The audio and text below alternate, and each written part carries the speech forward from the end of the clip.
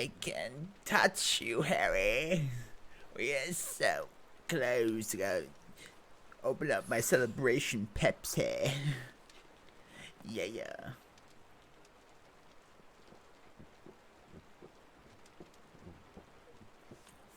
Oh god.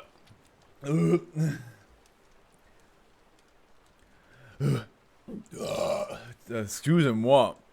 Wow. Wow. Now that was a bit much. Oh yeah, also had this. Hide your kids, hide your wife, hide your kids, hide your wife. Okay. Let me. There we go. Yeah. How is everybody? Everybody. I don't know why everything is making me think of a song. So as you can see, at the top here, now that I think about it, I can actually hold on. If I do this like perfectly, doesn't look as good, does it? So if I do this and then this, this doesn't look nice. Does not look nice, to be honest. Doesn't matter. It does. Here. So as you can see, I need average of 3 viewers, right? To get, that's the only thing left for me to get affiliated. The only thing that's left for me to do. Okay. Which means, if I highly doubt this will actually happen because a lot of people are busy, and of course, this might be a setback, but that doesn't matter that much. We're really close. We're really close. But yeah, if we get 5 people in this stream right now, then it should jump by 0.12, because that's what it did last time. But if it doesn't, that's fine. Join if you want. If you can. We're so close.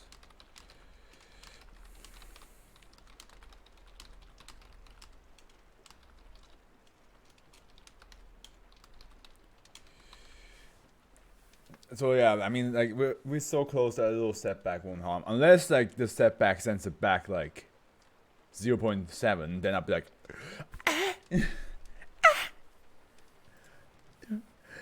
why?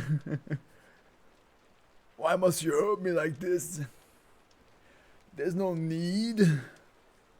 But like, yeah, let me just, I don't know. I'll leave it at that. Let's just go on. Some people will join later on, hopefully. And from what I understand, no, I don't understand actually anything. So never mind.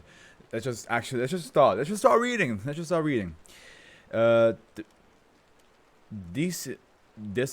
Decerebrating plague. What does decerebrating mean? I don't think I ever met this word. Hi, Decerebrating. My name is Afro. Who are you? What do you do? The cerebral posture is an abnormal body posture that involves the arms and legs being held straight out. The toes being pointed downwards. So, like, just pure and simple, like this. Just make it stop. Who knows? Who knows if that's the case? But we shall find out, shall we now? Again, I just want. I say stuff like I don't want a setback is fine, but in the same time I'm like, no, it cannot be. But she's not answering, so nobody's answering right now, so it's fine. I'll just do it. I'll just Fine, I'll do it myself. SCP-730 and associated materials and subjects are housed in Sector 07 in a Delta-level containment facility. Ongoing research necessitates regular staff interaction with affected materials using appropriate isolation equipment. Researchers are required to undergo 36 hours of isolation and decontamination before leaving the containment facility. Any staff exposed to SCP-730 will be reclassified as a research subject and assigned to the facility indefinitely. I realize my glasses are dirty. SCP-370 is an engineered retrovirus developed in blank Italy by Dr. Blank. In fact, oh my God, Lexi, you're actually here. I really appreciate this. You didn't have to come if you didn't have the time, or if you wanted to like support Peachy more. I fully understand. But I do appreciate that you are here. That makes me very happy. As you can see, I put the number above so people can see how close we are, like as a home stretch kind of thing.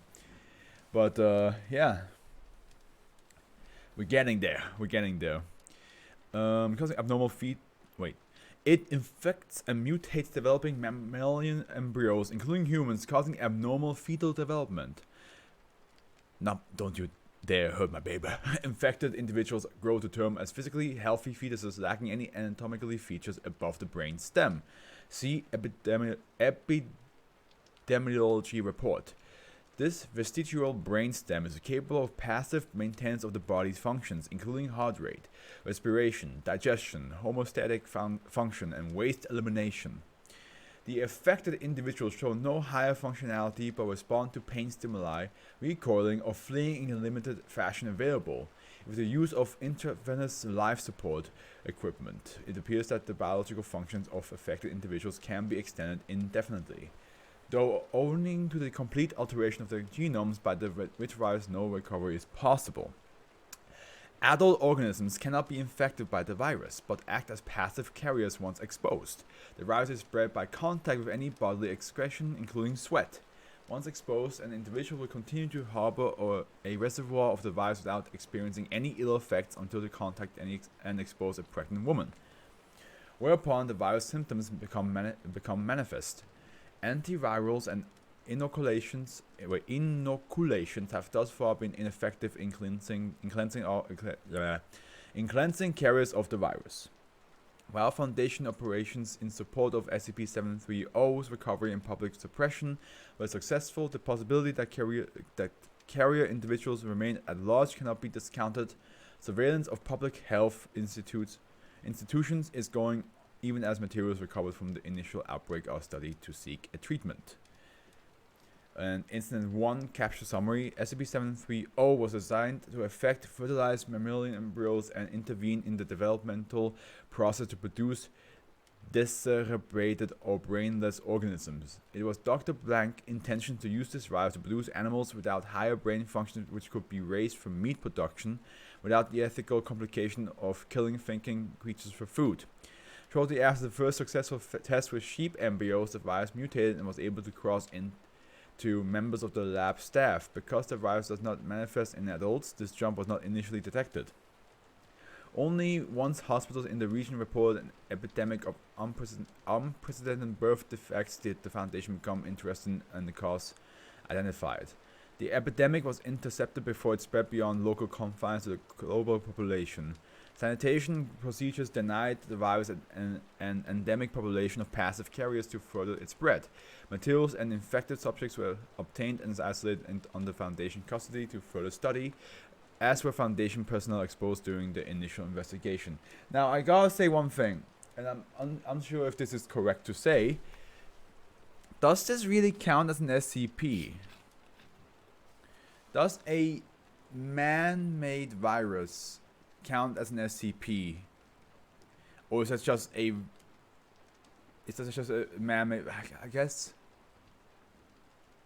because if this is written during a time where man-made virus doesn't seem plausible.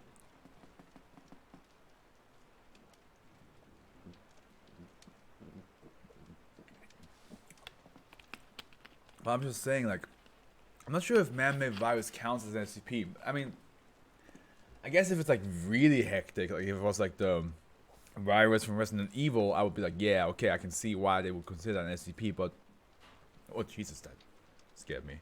Hello?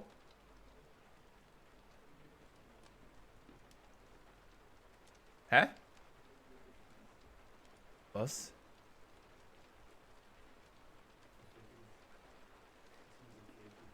Ach so. Oh, sorry guys, I got a message and I'm watching but so lost. Okay, now that you actually are watching, so I'm gonna explain. I have a friend here who's watching right now. So I'm gonna explain to her really quick what SCP is. So, welcome to the world of SCP, or welcome to the world of the SCP Foundation. Basically, this is a fictional world where a foundation, as you can see here, is keeping, excuse me, is making sure that certain anomalies that are unnatural are being secured, contained, protected. So secure the anomalies, contain the anomalies, and then protect the humans, basically.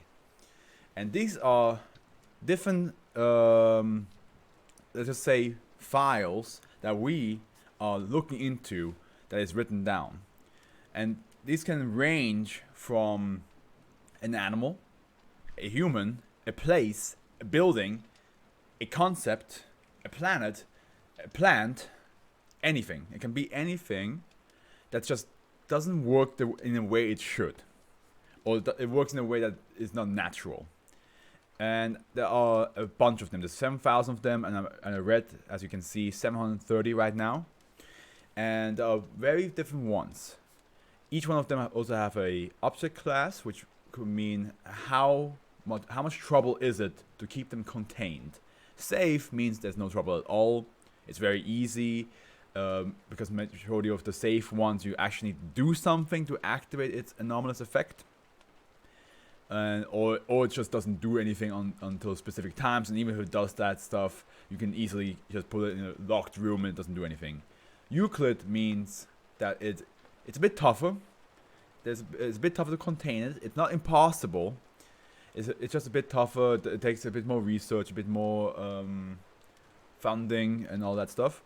Keter is the big stuff. That's the one where you're like, oh shit, we need to really use all of our budget just to keep this thing contained. And yeah, that's the basic gist of it. Of course, there are things like that would say something like if it says SCP-730 and then a -1, that means that this SCP creates multiple different things of itself, but it's part of the same creature. And then there's also the D class. The D class are basically bunch of criminals that got arrested, and then the Foundation came up to them and were like, hey, do you want your life sentence shortened? Then come to us, do some experiment, and then you're free to go. What they didn't know is that they basically have to do experiments with either A, monsters, B, hazardous zones, or Z, freaks. And that's basically the gist of it. Of course, for the beginning right now, you might not fully get it, but the more I read it, the more you see how it's just different creatures that they have contained. Some of them are nice, some of them not so much. So this one's a bad example to show as the first one, because it is a virus. So I'm not sure if that counts as a good way to start SCP. But if you ever are interested, there are a bunch of numbers that I have in my head that I can definitely tell you later. But for now, let me just get the separating plague written down in my little list here. Since this is the first one, of course it's going to be the top at first, but let's see what the next one has to offer. Rat hole cover. Another Euclid, a bit higher rated. There's a... Is that a rat? Doesn't look like a rat. Oh, there's also an experiment log. Okay, so there's more... Okay. This one has multiple pages. it's another Euclid, and as you can see, it's a bit higher rated than the previous one. So let's see how it's contained at first. So that's how this always starts. It will first tell you the number, then what kind of class it is, and then how they contain it, and then of course what it actually is, and then some like additional notes to it. Those notes could be either like experiment that went wrong, or how they captured it, or like some interesting interactions they have with other SCPs, and so on and so forth. Every entry is different. It's also written by somebody else most of the time. Like there's like some of the SCPs are written by the same people, but there's always somebody else writing these things. So, rat hole cover. A system of decommissioned utility tunnels at Site 9. Also, this is just, pure, like, just relax yourself. That's why I put the rain sound effect in the background. Just relax and do whatever you want to do while I'm in the background just reading, if you want to. Or you can pay attention and be interested in what I have to say. A system of decommissioned utility tunnels at Site 9 was sealed off and converted into a mock sewer system covering an area approximating 6 city blocks with 17 street level access points sized to fit -1. So here we have an example of -1. This means that -1 is part of the overall SCP, and this one is SCP-731. So -1 is like part 1, and -2, as I can see down below, is part 2 of the same thing. They're connected to each other. D-class personnel are sent to check the manhole covers every 1-2 weeks to ensure that to ensure that -1 does not attempt to stray farther afield. All other horizontal access hatches or aperture covers within a 5-kilometer radius have been sealed or retrofitted to a form factor incompatible with -1. The mock sewer system is to be kept impenetrable to the entrance of or exit of any vermin or other small creatures. A mixture of simulated wastewater and refuse is to be cycled intermittently through the system via pumps. Human access to the substreet level system is via decontamination logs. The substreet level is not considered hazardous, but care must be taken against any unexpected tricks or traps that may be set by the -2 contained within. Okay. -2 is classified as safe. Okay, so that's interesting. I don't think I had that many times while reading SCPs that one of the part is safe and the other one is Euclid. Usually they're part of the same thing, so if the object class would be Euclid, all of it would be Euclid. I don't think that normally you would get a one safe, one Euclid. Although, I say that some of them would probably be the case of that. Case. Like, for example, that one vase that was like 1 meter tall and pretty big, and like fucking little gremlins constantly came out like after every like month. So I guess the vase or vase would be considered safe, while the gremlins are the ones that is considered Euclid because they are a bitch to deal with. Description. -1 is a steel disc, 63 centimeters in diameter, approximately 3 centimeters thick, weighing 55 kilograms. On its upper side, it resembles an ordinary manhole cover with 2 apertures for the insertion of lifting picks and a traction pattern embossed in its surface that resembles a maze. A logo in the center consists of 2 short bars with arcs extending from the midsection. The appearance of the cover does not correspond to any known utility system or manufacturer, though the logo could potentially represent blank or blank blank. And also the reason why some of these things are blacked out is, remember, this is supposed to be basically a high secured file that somebody written down. So certain things would say redacted or data expunged, or it would be blank, because we are basically imagine like if we had like an outside source hacking into the Foundation, and we somehow got to see all this, and that's why certain information gets blanked out, because we should not easily know this. This is information we should not be able to know. So that's why certain things are just blacked out.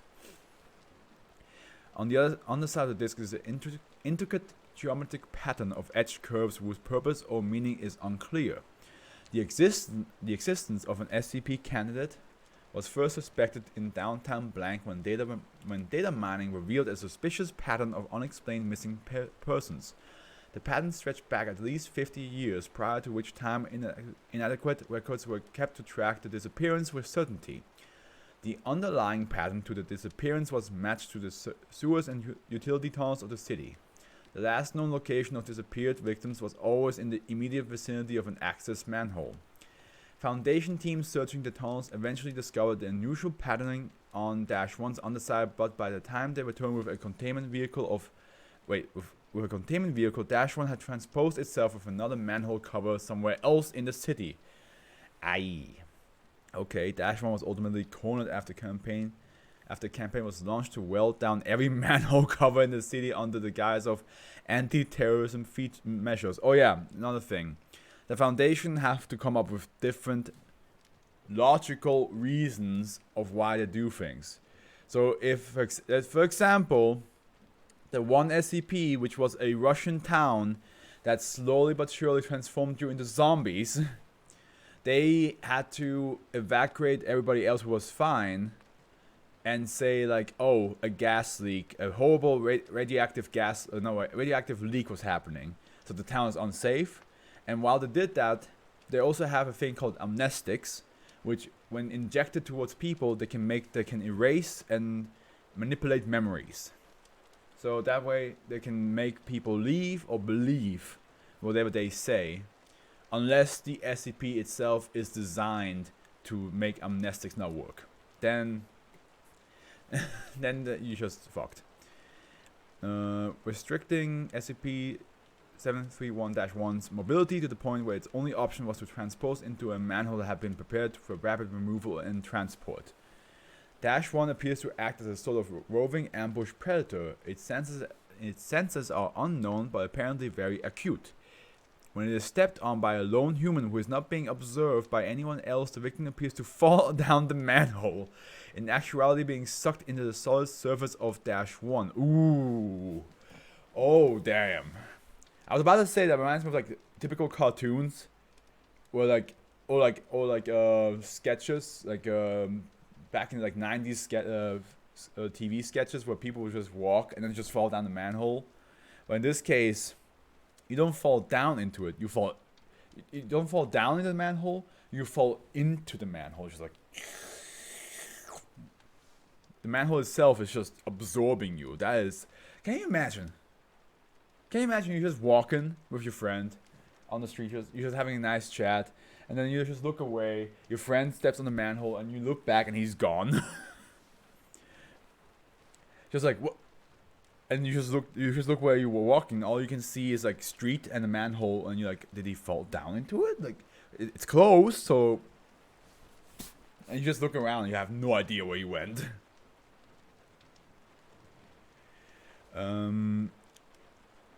Simultaneously, a single large Norway rat, so that must be the picture down here, who after the designated Dash 2 is disgorged from the underside of the cover to fall into the tunnel below. Oh! It is thought that Dash 1 somehow converts its victims into this rat. That's why it's called rat hole cover, because it's literally, you become a rat. Wow. I want to know. Ooh. Damn. Is there a way to like transform back? Do you like? Is it like the SpongeBob trick? Like, oh, you just gotta turn the thing to Wombo. Just flip the manhole upside down and step on it again, and it's just like, and you become human again. Is that how it works? Maybe. The maximum range over which Dash 1 is able to transpose itself with compatible manholes, or whether it is possible for it to jump to another network of utility tunnels not directly connected to its current home, is not known. The frequency of its spontaneous jumps increases the longer it goes without performing a conversion, possibly with the goal of finding better hunting grounds. It is therefore hoped that by allowing it to capture and convert a D-class personnel on a regular basis, it can be kept satiated, and will remain within the Fox City where it is currently contained. That's a lot of D-class you gotta go through though. Every single day? 365 D-class a year? Ooh, that's a lot of people you gotta sacrifice for this thing.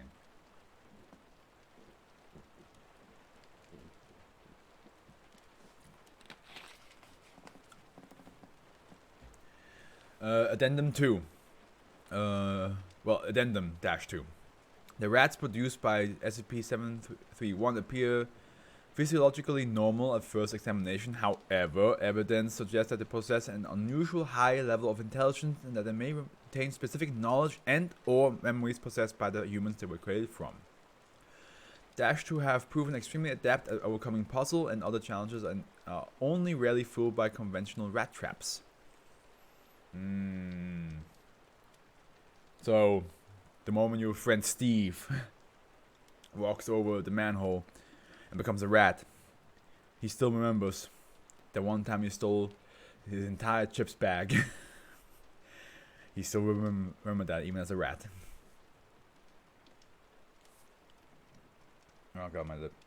Dash 2 avoid human contact whenever possible, and their endocrine responses suggest that they are universally terrified by the presence of humans. When kept under observation in a laboratory setting, this fear appears to override much or all of their higher brain functions, such as they may be, causing their behavior to appear similar to a normal rat's. This makes confirmation of their intellectual capabilities under controlled conditions difficult. Concealed cameras and microphones were hidden in the tunnels of the containment facility to observe converted rats in their natural environment. When unaware that they are being observed, Dash 2 are highly social and appear to attempt to communicate in complex ways. Since the rats are far easier to contain than a teleporting manhole cover that produced them, this study has been judged of low risk and Dash 2 have not been subject to routine extermination. And here we have a picture saying, typical Dash 2 undergoing an intelligence and reading comprehension test. What does it say here? Poisonous seeds. And okay, so it's like, oh, can you read this? And it's there's this poisonous seeds on the left, and then he's like, oh yeah, I can read it. The not poisonous one on the right. Okay. When normal rats are introduced into cages with Dash 2 tend to be timid and exhibit submissive behavior toward their wild cousins. The normal rats do not appear to consider Dash 2 unusual. Mating behavior has been observed, but it does not appear that these superficially similar species are interfertile. It is not yet known whether Dash 2 are fertile at all. Dash 2 appear to have a longer lifespan and lower metabolic rate than natural rats, with a correspondingly reduced fecundity. What the fuck? This further, I don't know what that word is. This further reduces the potential risk of Dash 1's progeny escaping into the wild, though a population may still exist in blank. And now we have an experiment log, so we have here a couple experiments that they did with SCP-731. How's it now? Does it make a bit more sense? I know it's a lot to take in at first, but does it make a bit more sense, Naima? How do you say your name anyway? Like, do you say Naima? Nima? Naima? Lyle? Yeah, I highlight that because you say yeah, but yeah, if you can tell, like, if you can tell me how I'm supposed to pronounce your name, so I don't sound like an absolute idiot.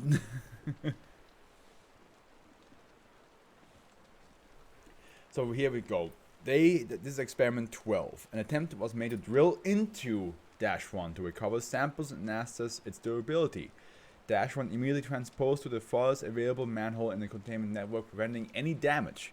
A repeat attempt while leaving no local manholes available for retreat is on hold pending the development of an easier way to track and recapture Dash 1 than was employed initially. Okay, so you can't damage it.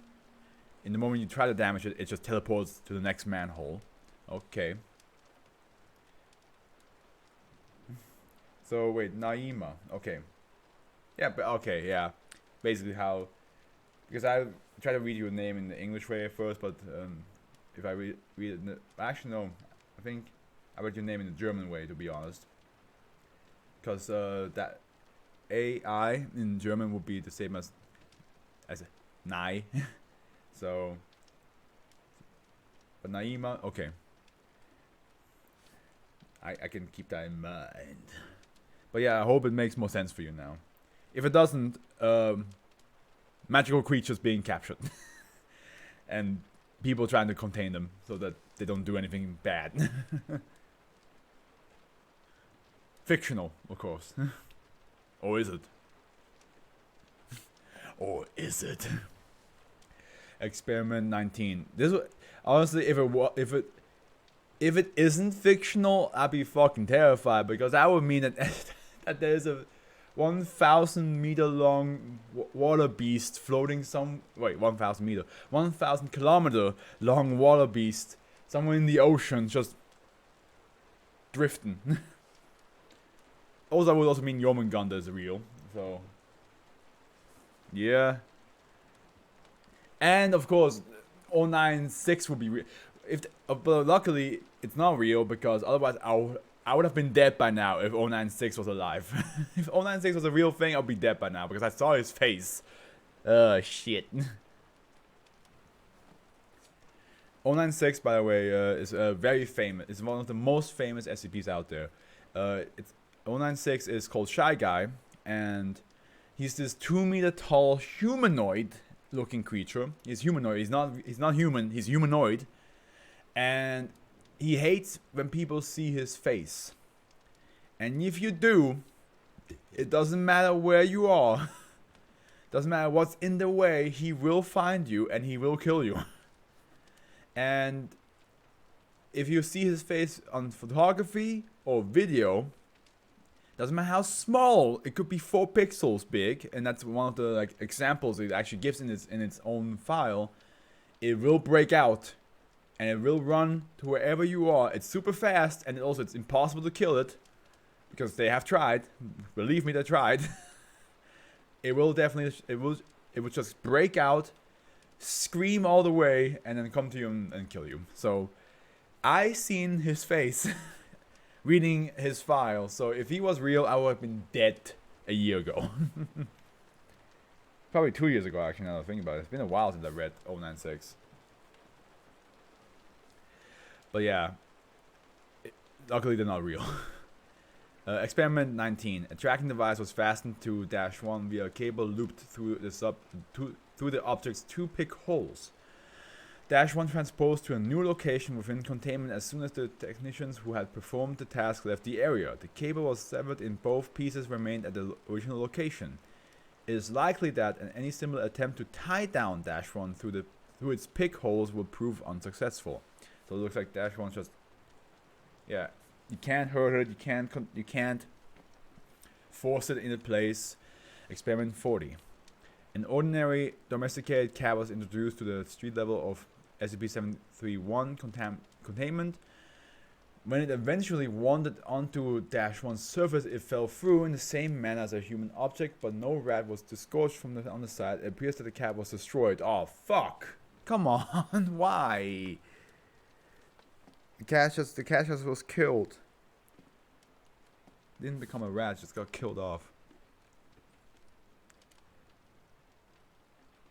Experiment 87. That's an ordinary domesticated cat. Another one. Experience in rat control was introduced to the substreet level of. Oh, okay, so the rat was introduced below, not on top this time. Of SCP-731 containment. The -2 rats populating that level appeared terrified by the cat and fled in a normal manner, and the cat succeeded in catching and killing 2 of them. However, 1 hour and 45 minutes into the experiment, the cat's feet were injured while pursuing a third. The cat was recovered and numerous metal slivers were found in his pads. It appeared that the rats had gnawed these off of the interior of a degraded metal pipe and had deployed them as a field of primitive caltrops, with the fleeing rat luring the cat while itself navigating a pre-designated safe path. Well, that's a way to find out that's a way to know how small these rats are. Experiment 92. A ferret was introduced into the substreet level of SCP-731 containment.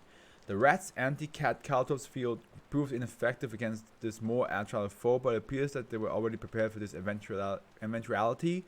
The ferret succeeded in killing 1 rat and then was itself fatally wounded when it pursued a second into a confined tunnel. The rats had managed to find and sharpen a nail, digging it to rise up from the ground at an angle when the platform rigging it to rise up from the ground at an angle when a platform immediately beyond it was stepped on to impale a pursuer. Wow, these rats are building fucking deadly Home Alone traps in the sewer. Further predators introduction experiments have been suspended as it's not clear what more can be learned from this. I mean, it shows how small these rats are, but yeah, maybe don't use every single animal in the animal kingdom just to see if these rats can somehow fight them back, because at the end they might find a way.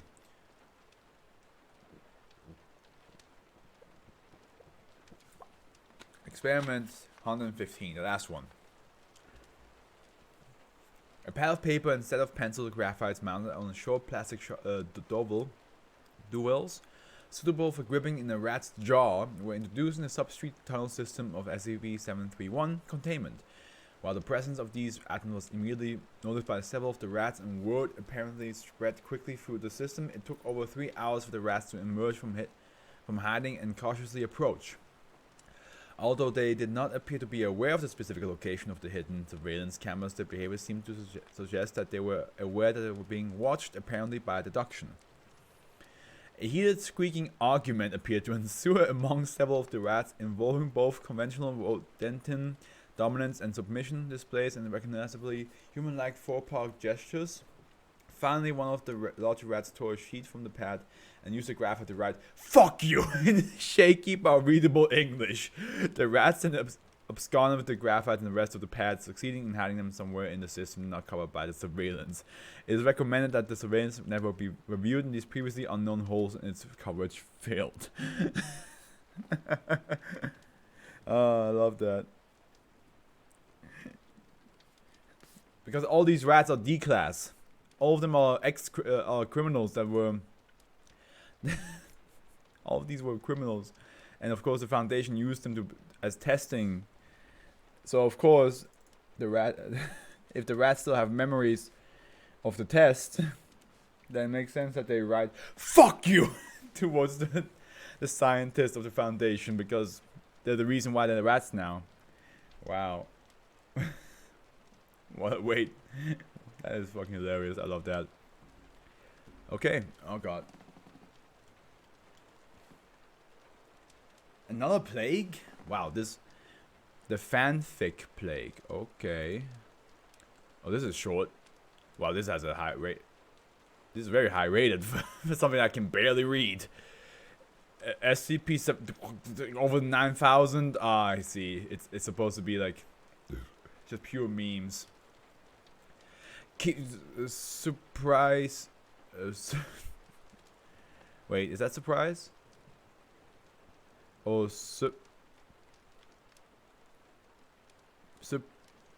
yeah, I think it's surprise. Kita. SCP-732. Oh, I'm not reading. It's currently on. You can't. He's invincible. Whether if a container, let alone contained, SCP-732 should be kept away from all vital records and should be at 4167. Subject must be provided with a 1,500 room mansion and a secret lab with which to combat crime and villainy.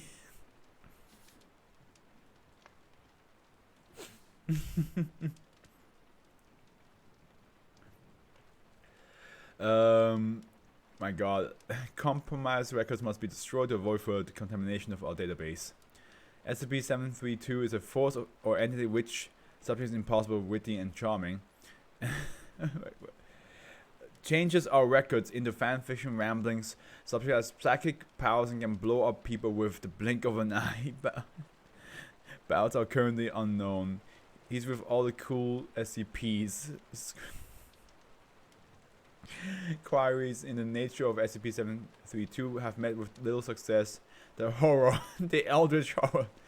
There is no certain evidence. It is theorized that subject likes cult classics of our records have been compromised. Okay. A recent breach in SCP. What was it say? I'm an orphan with no family but lots of money. So we have Dragon Ball references, Batman references. containment should have a wanted simple and safe procedure of data expunge. Somehow led to the deployment of Mobile Task Force Omega. SCP-076, that's Abel. Yeah, kicked Abel's ass. Now he's my bestest friend ever. Was quite displeased when he found that the elven death guard he was sent to contain was not a death guard of any sort at all. Wait, on at that with, wait, which one was 105 again? God, this is it's like trying to read a seizure on paper. Iris, yes. The girl named Iris Thompson that has the ability to change the picture from a still image to that of a real-time image and manipulating things in the image in real life. That's what, yes, I remember Iris. For the sake of our remaining budget, it is strongly advised that more effective methods be found by countering SCP-732's corruption. Okay, that was just a weird one, but it makes sense that I like the aesthetic idea. It's a SCP that affects whatever you write by making it a fan fiction hell. So I fully get where it comes from.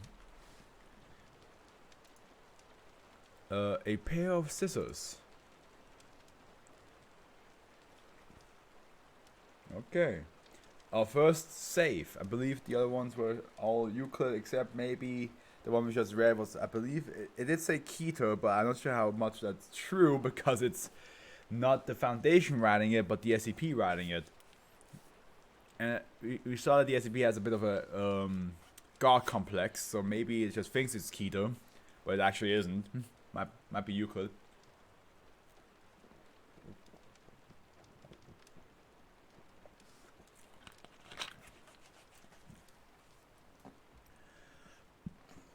Okay. -1 is stored in a secure locker at Site Blank. Experimentation with SCP-733-1 may only be performed with prior permission from at least 2 Level 4 personnel, and any testing performed must be done with direct supervision from at least 1 Level 3 personnel, and all like are crossed out, so they have to change their mind. As of blank, all testing with -1 has been suspended due to Incident 3. Ooh, what was Incident 3? What was it again? A pair of scissors, yeah. What you got there? A knife! No! Is that what it was? Did somebody run with scissors? Or if that's all this SCP is. Somebody ran with scissors and injured themselves brutally. -2 is currently stored in a secure, humidity-controlled document locker at Site Blank. Direct access to -2 may only be performed with prior permission from at least 2 Level 3 personnel, but access to transcripts and scans of -2 contents is available via standard network access to anyone with at least Level 2 clearance. Okay. Description. -1 is a pair of ornate silver scissors, apparently crafted circa 18 blank when used to redacted by order of O5 command. Oh, okay. That's the first time I read that. Usually you would just say redacted, but by order of O5 command, that's new. Oh yeah, so O5 is basically the Overwatch. There's 13 of them, and these are basically the head honchos. They are the ones who finally decide like what should be done with certain things. Like doctors get to decide what kind of tests they should run, and all that. And which one should be not done at all. But the O5 at the end is like, it's like the ones like, okay, we have our final say about this SCP. Kill it, let it loose, let it out again, contain it. I mean, most of the SCPs are contained, but some of them are like are harmless. So they should say like, yeah, you can just let it wander around the Foundation side. It's fine. When discovered, -1 was pressed between the pages of -2, a handcrafted leather-bound book containing approximately 80 pages. The pages of -2 contain 33 black and white photographs as well as 137 fragments of handwritten text. The authors of the text in -2 have been analyzed as belonging to 2 unidentified individuals, a male subject A and female subject B, of approximately 20 to 25 years of age, who appear to be romantically involved with each other. analysis of the photographs contained in -2 have yielded no evidence of tampering, altering, or modification of any of the images. SCP-733 was discovered in an antique store in the city of Redacted by Foundation researcher Dr. Blank Blank. Upon noting the anomalous details documented within, Dr. Blank brought the objects into Foundation custody, where it has since been contained. The following inscription is also available on the front of -2 Diary WA. Okay. Addendum 1. Record of notable images and text in -2. Photograph 3. Text fragment 11. Pages number 2. A photograph of a blanket spread out on a greasy hill with a picnic basket on top. The impressions in the blanket are consistent with that of a person sitting on the blanket, but no one is visible. The first time I saw you, you were like the rising sun, banishing the chill of loneliness with your radiant beauty. Subject A. Okay, so did the scissors cut subject A or subject B out of the picture? Is it basically like is it basically a Photoshop scissor? But instead of photoshopping digital, it's Photoshop's physical photos? Is that what it is? How the fuck am I supposed to...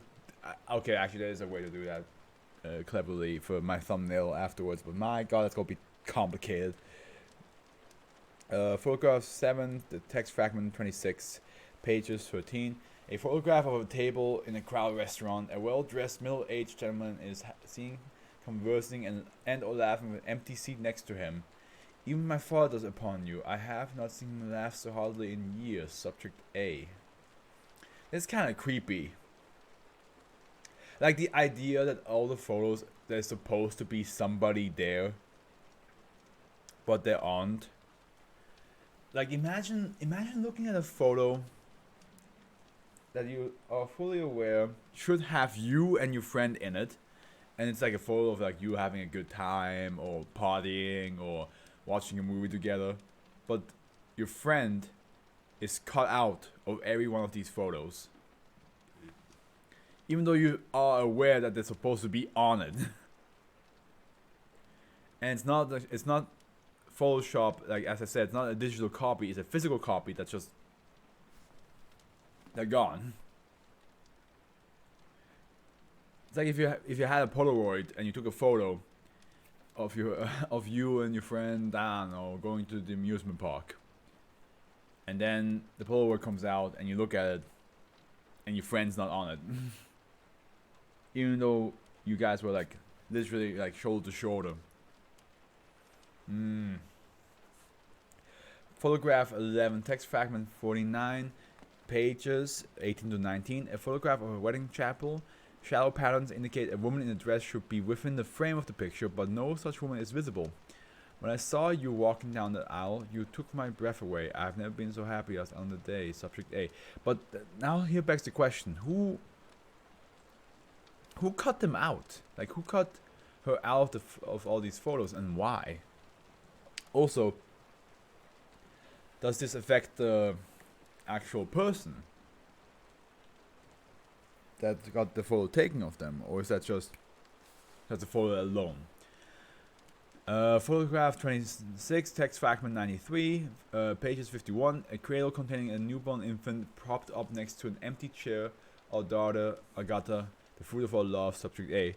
You know what? No, the reason why this is so creepy. If it wasn't for the fact that this was an SCP, imagine finding this in real life.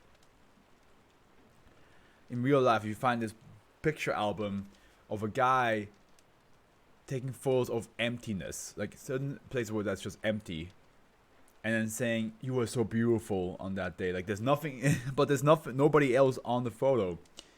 It's like, oh, my dad, like he really loved talking to you, but from the photo's point of view, the dad is talking to an empty chair.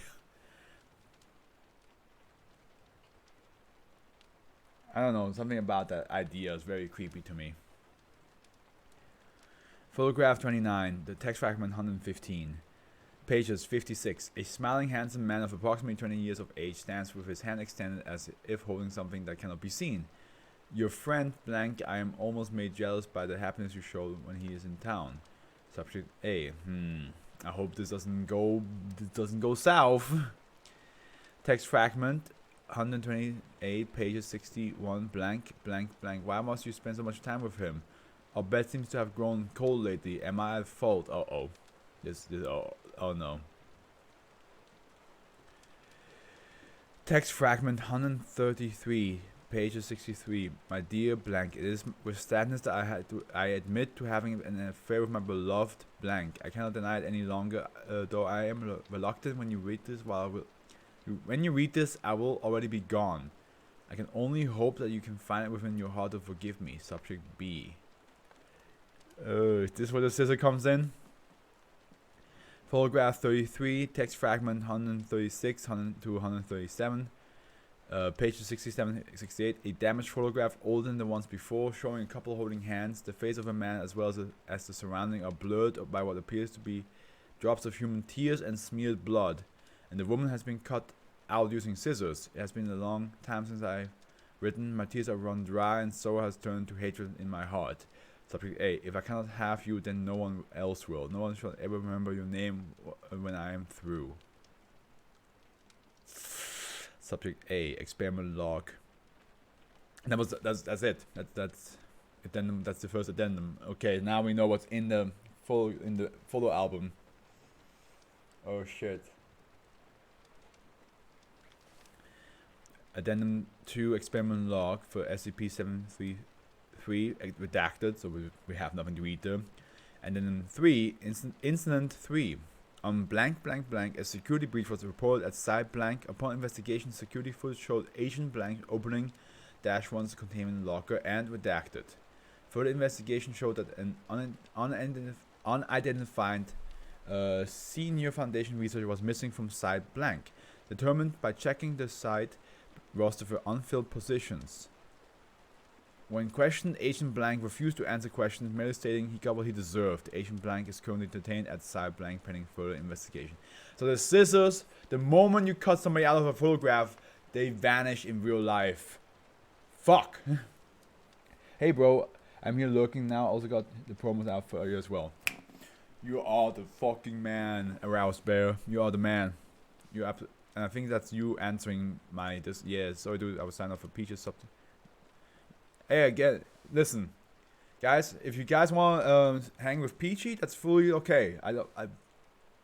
There's no hard feelings. We got this far, and we're almost there. So if it's a small little setback, that's fucking fine. If you cannot watch today, that's also fine. I appreciate anybody who's here right now.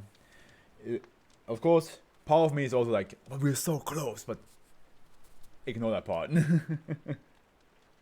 But man, that's scary. So the scissors actually, the moment you take somebody out of the photograph using those scissors, every other photograph where they're in and life, that person just vanishes. That ooh. That is that's freaky.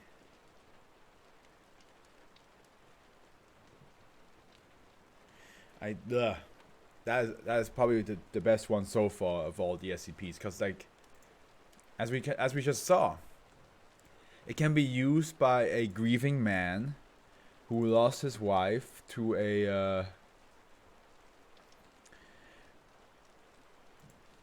to her best friend, but it can also be used by somebody who just doesn't like you. I like about how to keep. Yeah, I understand it's hard to keep up. It's your first time diving into the world of SCPs. I fully get it. I can send you like one or two videos that makes it a bit more easy to understand what the whole premise is all about. It's the one because they made a video about they made a film, a short film about 096, and since I know you're a film buff. That's probably the easiest way for you to watch this kind of stuff. And then there's a series that is more comedy based, but it still like references a lot of some of the SCPs I already read. Like like Ferdinand, the fucking, what is it? Yeah, he's a gentleman cannibal that has elephant hooves for feet, for appendages and all that stuff. I'm also looking. You got this. Thank you guys so much. Thank you. I really appreciate it all. Y'all lurking around, just chilling. I like that. I'm very. Whoa, God, that's the picture freaked me out. I don't know why. For a moment, I thought that was a baby that had the neck broke. So I was like, oh, click away. Jesus. Okay, it's the baby. And that's the halfway point. Yeah, send it. I'll send it to you once we're done reading. I will be done by when I read SCP-739, and then I will send it to you, and hopefully you will not be dead asleep. or you watch it tomorrow. It's fully up to you. At the end, I'm just here doing my stuff. It's Keita, the baby, It's a fucking Keita. The baby strangle somebody? What the fuck? Oh god, there's a bunch of red text that can only mean that there's some more stuff to read. Okay, yeah, the baby's kind of freaky. Any staff entering the containment area must be in contained atmosphere hazmat suits. No physical contact is to be made with SCP-734.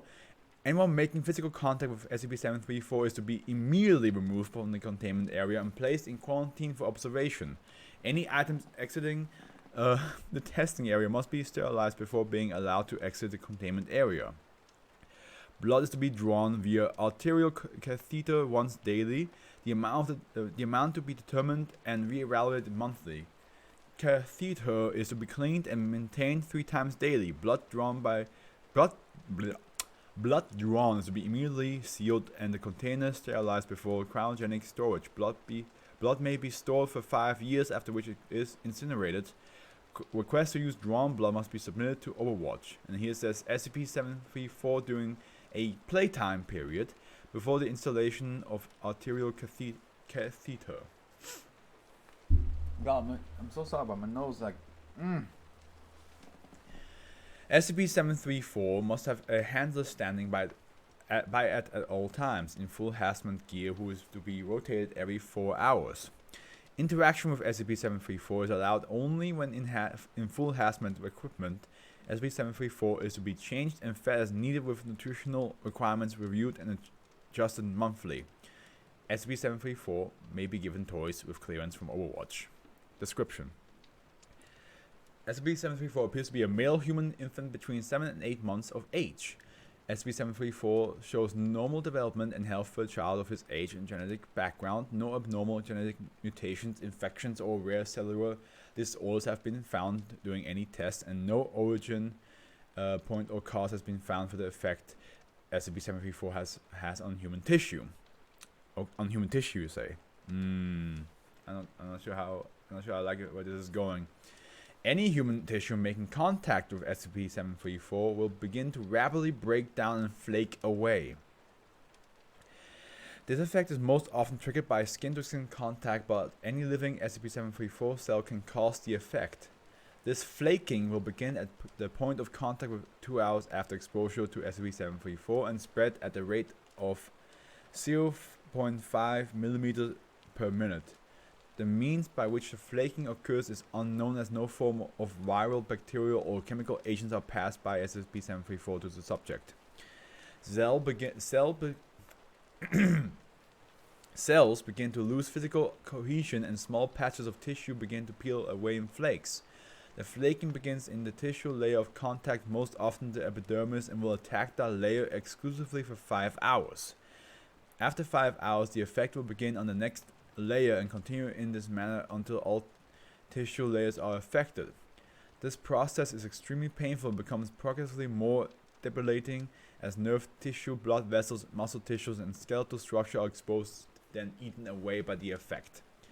No treatments or procedures shown of amputation of the affected area have shown any success in halting the progression, with amputation having a success rate of 72%. Ay, ay, ay, ay, ay. Due to the non-infectious nature of this effect and its low survivability rate, blood drawn from SCP-734 has a very high strategic value. An arterial catheter has been installed to provide a constant supply of blood samples, which are currently being stockpiled and researched for possible application in Foundation activities, both covert and military. SCP-734 itself has shown above average intelligence and physical aptitude, and proposal to train and condition SCP-734 to become Foundation operative once it matures are under review. So now we can open up this stuff. Okay, this one is another SCP, so we just take this one away. And this one is Amnestic Use Guide, which we don't have to read either, so okay, we're good. We don't have to actually read this. SCP-734 was recovered at Blank Medical Hospital after reports of a massive outbreak of an unknown form of flesh-eating bacteria in the maternity ward. Foundation operatives quarantined in the area and found several nurses, 4 doctors, and 1 infant affected by SCP-734. SCP-734 was isolated and contained after interviews with staff. The mother of SCP-734 was not found, and no records of her discharge from the hospital were found, which can only mean she fucking got flaked away to death until down to her bone, just Thanos, just gone. It is assumed that she was affected by SCP-734 during birth and died from the effect. How she was able to carry SCP-734 into term remains unknown. And this picture says nurse blank in initial stages of exposure. It's a hand flaking away.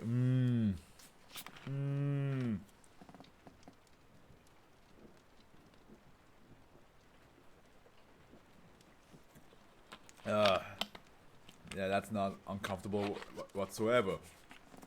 Yeah, that's fine. That's fine. And then the memo to the handler staff. This should not be necessary. A reminder will, however...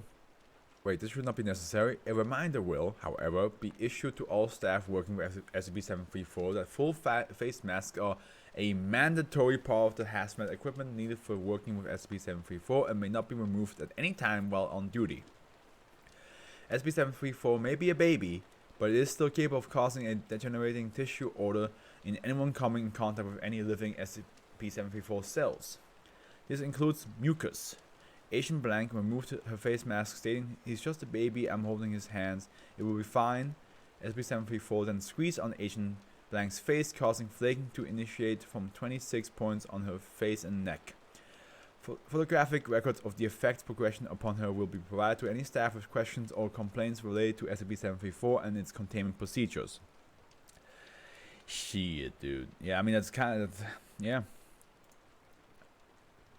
Like, how else you gonna explain to your staff, like, hey, it might be a baby, it might not know what it's doing, but it's an SCP that will kill you. Project update, blank blank blank. Testing of SCP-734 at the age blank confirms a 98% score on the Aslinger Loyalty Index. Entity has been approved for anomalous weapons training, which I assume is another... Yeah, it's another SCP, so fuck that. Damn. The baby. The baby. Why? Why must you hurt people so? There's no need for this.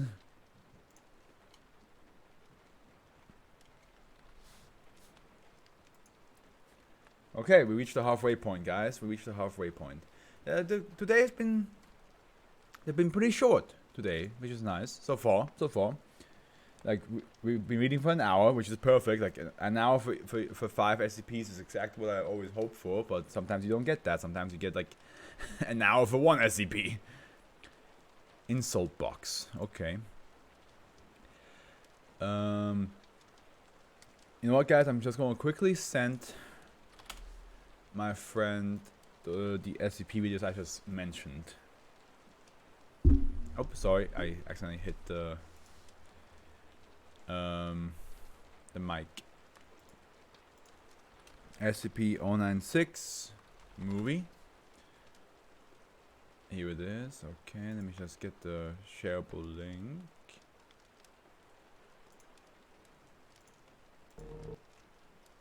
Share.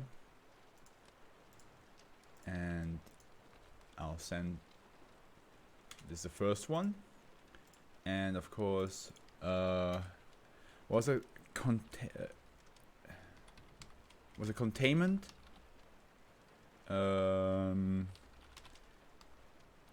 No, was it? Confinement. It was confinement. I was very close. So, yeah. Thanks. I'll check it out later. Yeah, no problem. Take all the time you need to check them out. But yeah, let's just first finish this. Okay, this was what was again? Sorry, I completely the insult box. Another Euclid. Been a bunch of Euclids in these ones so far. I think there was only one safe, right? SCP-735 is to be stored in a locked cell at Research Site 14 with access granted to Level 2 personnel. Sorry about that. Level 2 personnel or higher after having undergone a session of preparatory therapy to interact with the device. Description: SCP-735 was discovered in blank blank among the personal possession of blank blank. After said individual's body had been found having committed suicide. The SCP in question is in appearance a small box constructed of a brushed aluminium-like alloy of unknown composition featuring a slot on one side. Sound is capable of being heard through this slot when measurements are taken. The object is found to emit low-level magnetic pulses that intensify in the presence of humans. No external power source is required, and indeed the surface of the item contains no input points.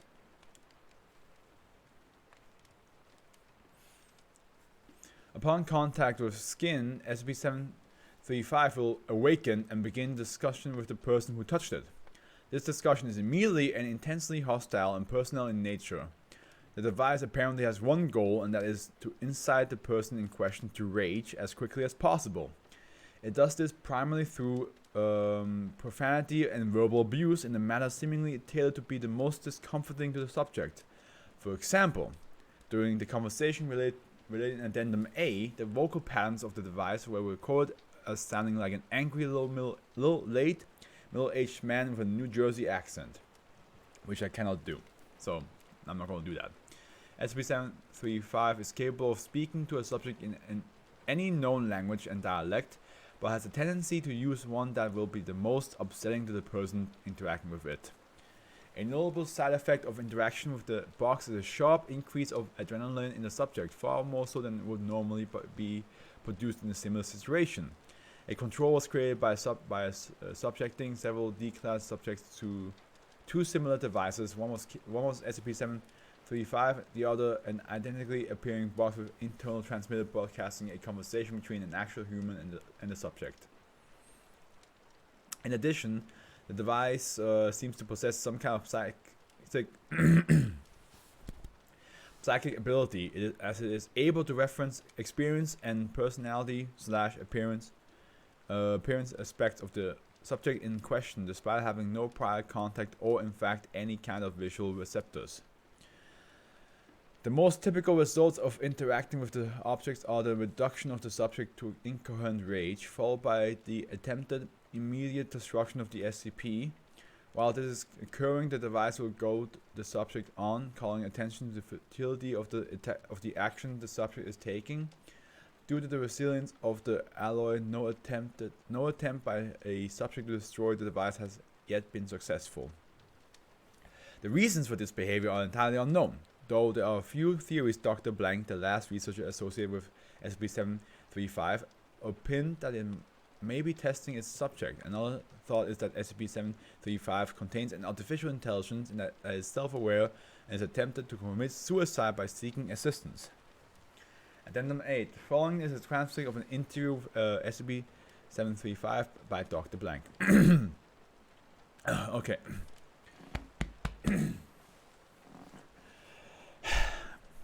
touching SCP-735 awake. Hello, SCP-735. Oh, it's you. Blank, you fat expletive. What the expletive do you want?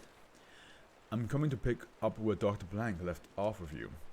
Huh, that expletive. I hope he's having fun in that cell. The expletive. You wanna go join him so you can expletive his expletive? No, I'm here to talk about you today. Oh yeah? Expletive for brains? What about the fact that Dr. Blank's Dr. Blank's co-worker been screwing your wife for the past 2 months? That's not true, and you know it. Anyway, as I said, I'm here to talk about you, not me. Yeah, you're right. Like how you couldn't get it up last night, even though that fat expletive Dr. Blank's wife was pounding you expletive with a expletive while that expletive, oh my god, porn was on her. See, I knew you were. That's a lot of insult. That's a lot of expletives. Becoming visibly agitated. Alright. Now you know that's really uncalled for. You mean like that stink that's coming off of you? God, no wonder you blah blah blah. Expletive wife is fooling around. You look and smell like a expletive rotting buffalo, you nook. You know she has her tongue in blanks right now. She loves doing that. She would never do that to you, you hairy, bloated. Oh my, this is. But that's okay. You like getting that from men anyway. Shut up. I can't help it. I work in this hole all day just to afford that house you made me buy. I can't help. Oh my god, I can't help it if I never have time to go to the gym. Well, the SCP got you right where he wants you. How you miserable expletive. You haven't seen your expletive in 5 years anyways. It's too late for the gym. And you're still not making enough money to satisfy that expletive. That's why Blank bought your expletive wife that new blouse last week. She said it was on sale. She would. She's an expletive liar and you're pathetic. Expletive moron to believe her. You piece of expletive, you take that back. Man, that hurts. The fact that he immediately knows what will hurt you the most and what will get you the most angry. Like, you took back that car you bought because the expletive wife made you? Jesus, she got the whip wrapped around your neck, you expletive dog. You expletive, pile of expletive, I'll kill you! Dr. Blank proceeds to pick up SCP-735 and slam it against the wall repeatedly before throwing it on the floor and kicking it across the room. You pansy! Expletive, hit me, do it harder! Expletive, you expletive, weak humans just like the rest of them. I wouldn't want to be one of your dirty expletive when the Reavers finally get here. Still physically assaulting SCP-735. Expletive you. At this point in the recording, security personnel entered the room and forcibly removed Dr. Blank. 735. You pussy. Recording and wow. That was easy. Addendum B. After this incident, Dr. Blank is removed from the 735 project. Yeah, you better remove him. He's not very well trained against this.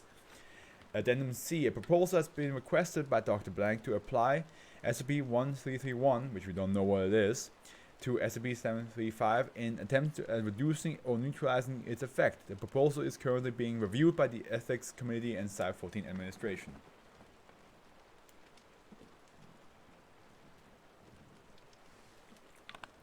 Oh boy.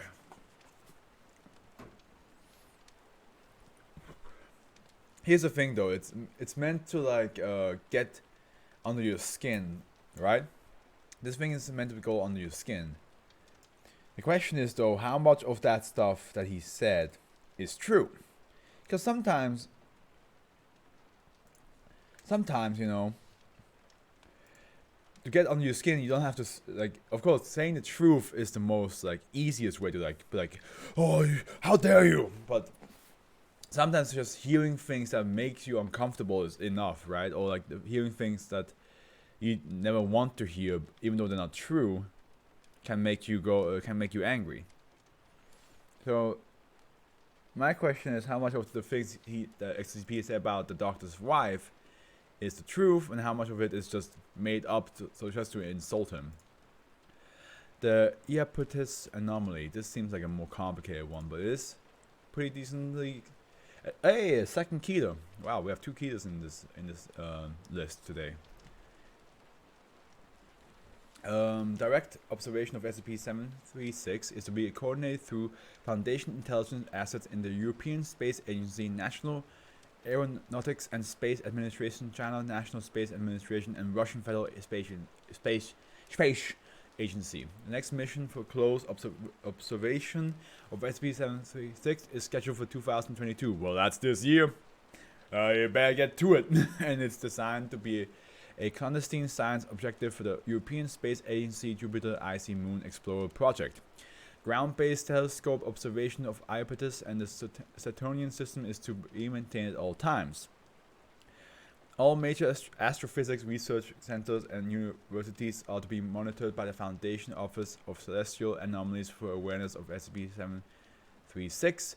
During SCP-736 events, internet traffic is to be monitored for reports of irregularities in Iapetus orbit. In case where non-Foundation researchers have identified SCP-736, amnestics and information suppression protocols are authorized to prevent widespread knowledge in the scientific community. And here we have an image of Iapetus obtained by Cassini Huygens spacecraft. Description: SCP-736 is an anomaly affecting the Saturnian moon Iapetus. For brief periods generally lasting several days, Iapetus orbit is spontaneously altered by measures of eccentricity, orbital period, or both. The orbit of Iapetus returns to its documented state after these spontaneous changes.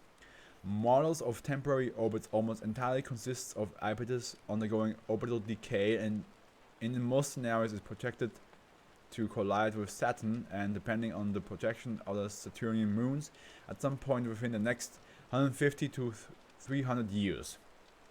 These projected orbits are all in direct violation of mathematical models and both classical and relativistic physical principles, which do not predict a decay in the orbit of Iapetus due to the tidal effects or gravitational radiation.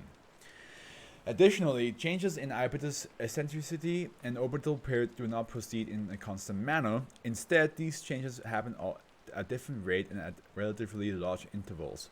Since analysis of SCP-736 began in 2007, researchers have recorded 159 variations in the rate of Iapetus orbital decay. Statistical analysis of trends in the changes of SCP-736 and the various results of computer modeling of Iapetus orbit has revealed that changes in its orbital decay do not occur randomly. Instead, variances have occurred in groups centered around what appears to be a central set of numerical values and a series of calibrations to achieve them. To date, 8 discrete orbits have been observed by Iapetus. Hey! Oh! I just now realized that the alert box is accidentally below the text. But hey! Gonghwa! Welcome to the Fluff exhibition. Welcome to the SCP stream. Thank you very much for the follow. I appreciate you. And the Afro is always with you.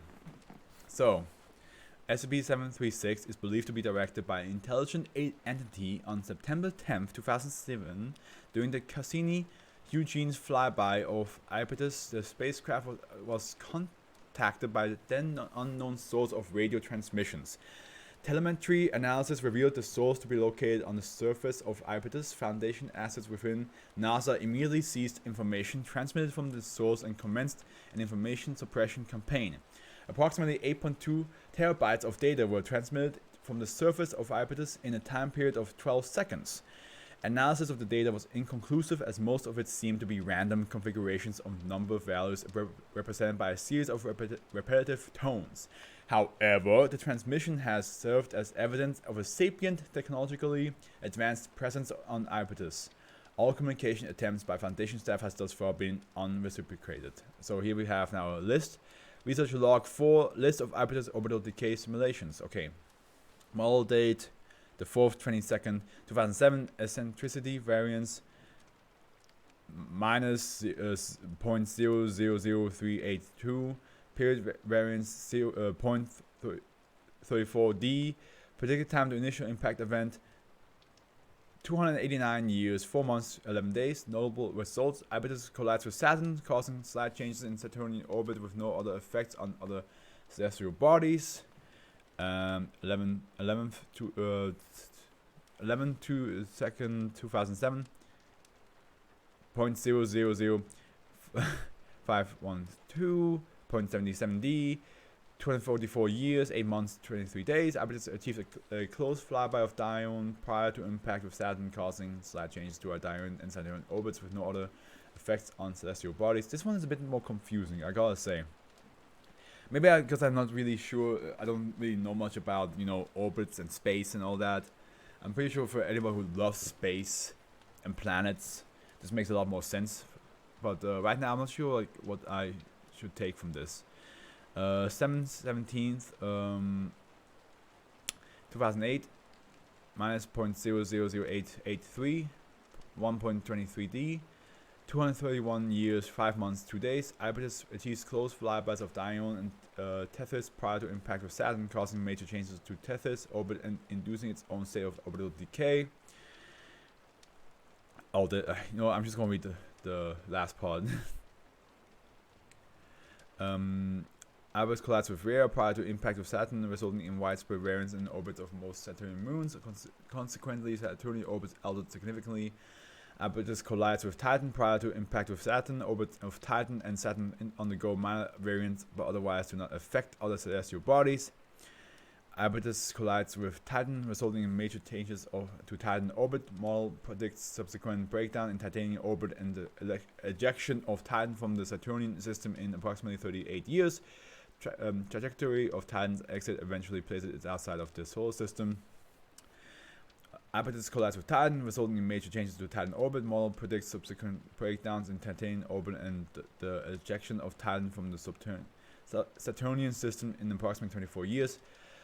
Trajectory of Titan's orbit predicts collision with Mars in 2209. And Ibetus collides with Titan, resulting in major changes to Titan orbit. Model predicts subsequent breakdown of Titan. Saturnian system approximately 22 years. Trajectory of Titan orbits predicts a close encounter with Earth in 2258, passing within 800,000 kilometers. Note the SCP-736 event preceding this model was accompanied by a transmission directed at the Foundation-owned listening post in Costa Rica. From the vicinity of Ibetus, transmission consisting of what analysis determined to be a representation of the numeral 7.048 billion repeated 17 times, followed by the numeral 0 repeated 17 times. And then in one SCP-736 reclassified to Kita, effective 2nd, 3rd, 2012, 054. As I said, this one is a bit more confused. I want to see what people say in the discussion. Maybe new SCP up, inspired by listening. I don't want to live on the moon. 68 times in a row. Why is this kid? As far as I can tell, nothing that will happen will have any significant impact on mankind unless you assume we live on Mars. Isn't a collision between Titan and Mars extremely unlikely and nearly impossible?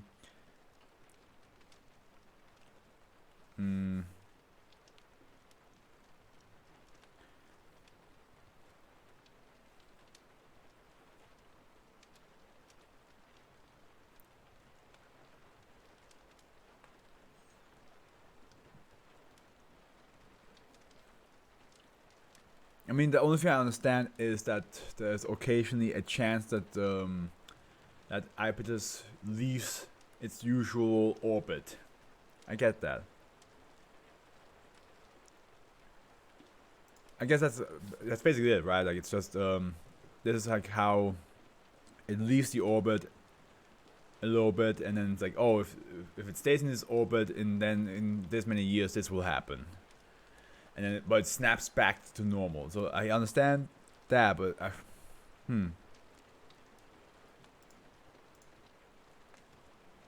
yeah, I feel like I do agree with like with one of the things that they said is like, why is this keto? It's on Saturn. It's like far away. Like, how does this?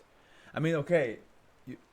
It does say that if it leaves the last two ones, it did say that there's a chance that if it leaves the orbit and stays like that, that it will cause damage to the Earth because it would then a huge chunk of like meteors will then come crashing down.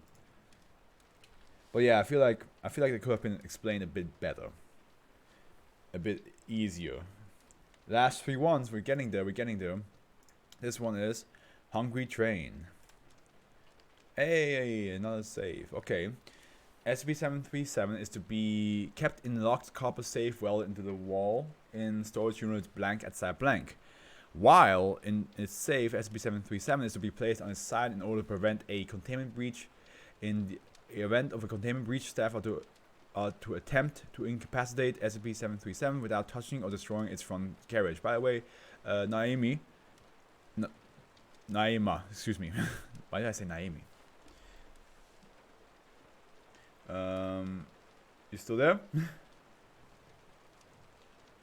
Just checking in on you, like in case, because I do want to like discuss with you the videos afterwards. If you're still gonna watch them today, if not, we can discuss them tomorrow. We're getting close to the end on the stream. SCP-737 is to be provided with 3 centimeters cubed of wood every day via a robotic arm. Any additional carriages produced by SCP-737 are to be removed from the main body and deposited back in the safe to restrict SCP-737's movement. The primary aspect of SCP-737 is the front carriage of a wooden toy train approximately 3 5 centimeters tall, 2 4 centimeters thick, and when without carriage 4 6 centimeters long. I guess it's slashed out or crossed out because it probably grew in size throughout the time, maybe. X-ray analysis has revealed that the wooden portion of SCP-737 is an outer shell protecting a small brain and biological tissue that makes up its actual body. SCP-737 is able to independently engage in locomotion and does so constantly when given the opportunity. And here it says SCP-737 shortly after feeding. And when SCP-737 reaches an obstacle, it will, through a process of yet unknown, absorb the material directly in front of it and usually incorporate it into itself in the form of a wooden train carriage. This process typically takes 5 to 20 seconds depending on the density of the material and will leave a tunnel in the object for SCP-737 to continue moving through. That's kind of cute. I understand like it can also eat people, but the idea that it just digs a hole by itself and then that hole that it digs is like its makeshift tunnel, and that's what the SCP is. Kind of adorable. SCP-737 has demonstrated the ability to absorb most materials including wood, metal, plastic, data expunged. SCP-737 seems unable to use some substances to increase its mass and will instead convert it into gas, which is then released from its chimney. SCP-737 appears unwilling to absorb copper in its own removed segments. SCP-737 is predatory and will favor living targets over inanimate objects. Of course it does. When does it do it? When does it not? When does an SCP just not prefer humans or living beings? Okay, to be honest, that one bunny that eats everything probably doesn't care. SCP-737 is likely vulnerable to damage as the wood that compromises its outer shell shows no anomalous properties. Due to this, great care must be taken when handling SCP-737, as the chances of SCP-737 being a natural organism are extremely low, and any clues as to its origin are to be reported immediately.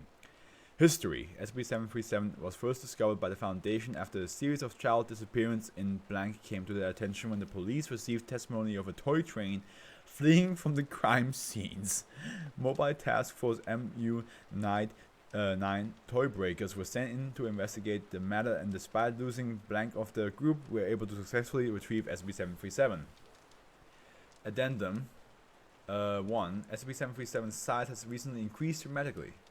If SCP-737 continues to grow at this rate, we may have to reconsider the containment procedures, Dr. Honey. Yeah, especially if it eventually becomes like a full-size train, like an actual train size, like Not a toy train, like an actual train. Ugh.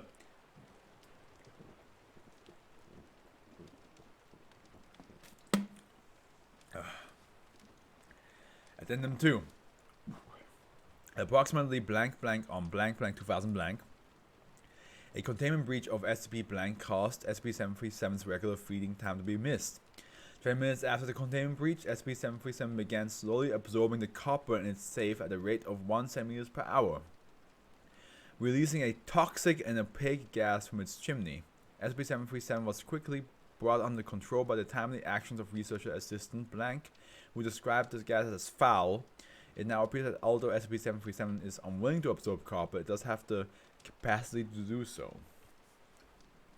I like this one. I like how cute the train is, but then it's like it just eats through everything.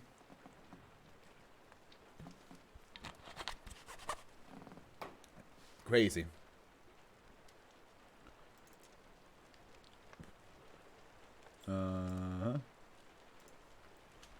Here we go.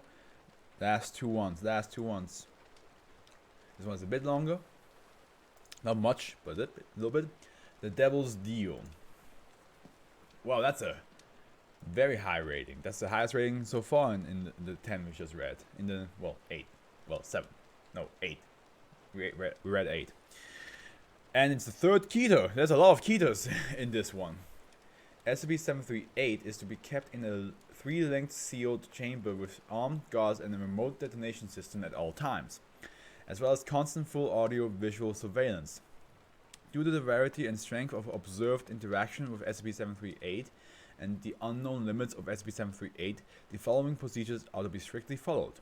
When SCP-738 is not in use, its components must be kept one to each chamber. Mechanical means built into the containment area are to be used to assemble and disassemble SCP-738. Should mechanical assembly means fail, then testing is to be cancelled until an engineer fitted with an explosive collar can be sent in to repair the systems. Said engineer is to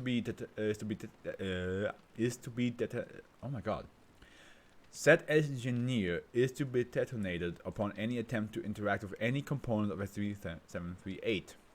Should mechanical disassembly fail, preset shaped charges shall be used to disassemble SCP-738. The system should then be repaired and reset by a single engineer fitted with an explosive collar.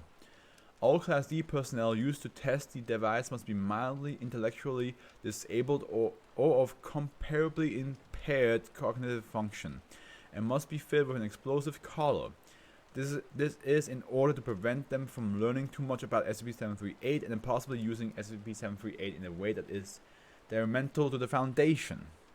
Class D personnel with IQs over 60 and all other personnel are not allowed into the room containing SCP-738.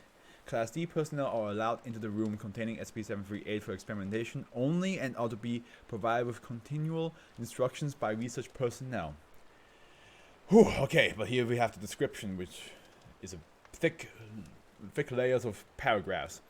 SCP-738 consists of 3 components: a matched set of mahogany furniture, including 1 desk currently labeled -1, 1 straight-backed chair currently labeled -2, and 1 ornate throne-styled office chair labeled -3.